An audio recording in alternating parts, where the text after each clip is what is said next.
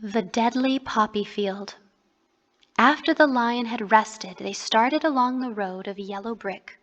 They walked along, listening to the singing of birds and looking at great clusters of scarlet poppies, which were so brilliant in color they almost dazzled Dorothy's eyes. Soon they found themselves in the midst of a great meadow of poppies. It is well known that when there are many of these flowers together, their odor is so powerful that anyone who breathes it falls asleep, and if not carried away from there, sleeps on and on forever. But Dorothy did not know this, so presently her eyes grew heavy, and she felt she must sit down and rest to sleep. But the others would not let her do this, and kept walking until Dorothy's eyes closed in spite of herself, and she fell among the poppies fast asleep. With Toto beside her, the Scarecrow and the Tin Woodman, not being made of flesh, were not troubled by the scent of the flowers.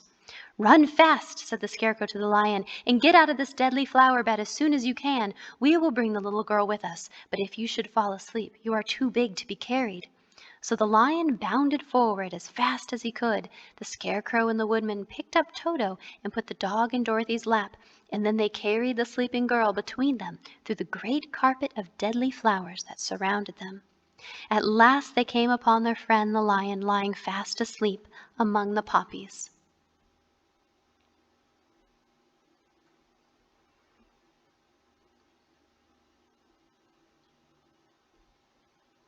The flowers had been too strong for the huge beast, and he had given up at last, and fallen only a short distance from the end of the poppy bed, where the sweet grass spread and beautiful green fields before them.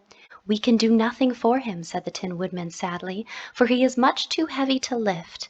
We must leave him here to sleep on forever, and perhaps he will dream that he has found courage at last." "I'm sorry," said the Scarecrow. "The Lion was a good comrade for one so cowardly.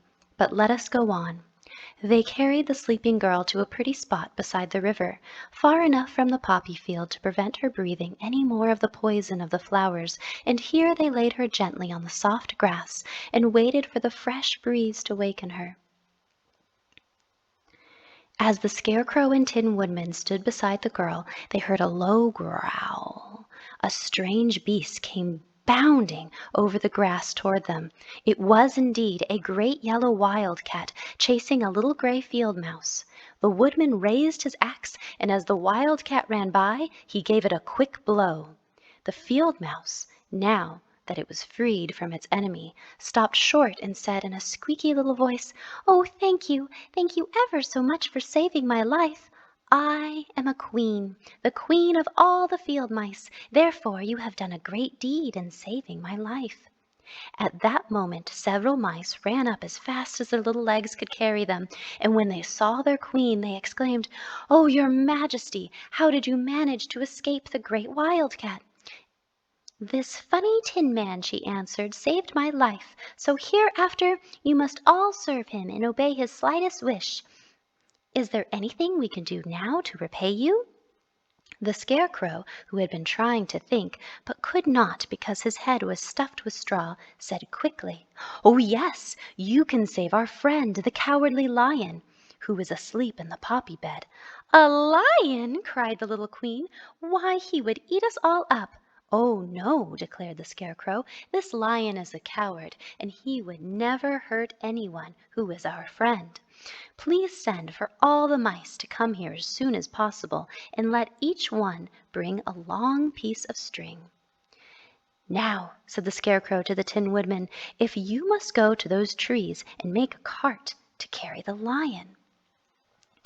The mice came from all directions. It was about this time that Dorothy awoke from her long sleep and was greatly astonished to find herself surrounded by thousands of little mice looking at her timidly.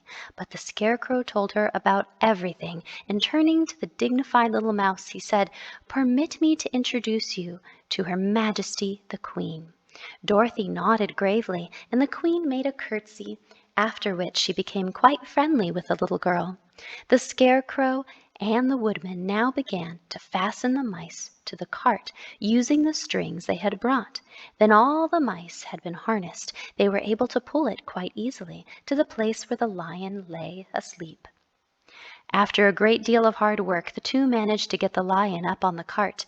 At first the little field mice, many though they were, could hardly stir the heavy loaded cart, but the Woodman and Scarecrow both pushed from behind, and soon they rolled the lion out of the poppy bed to the green fields, where he could breathe fresh air again. Dorothy thanked the little mice warmly for saving her companion from death. The Queen Mouse said, "If ever you need us again, come out into the field and call, and we shall hear you and come to your assistance. Good-bye!"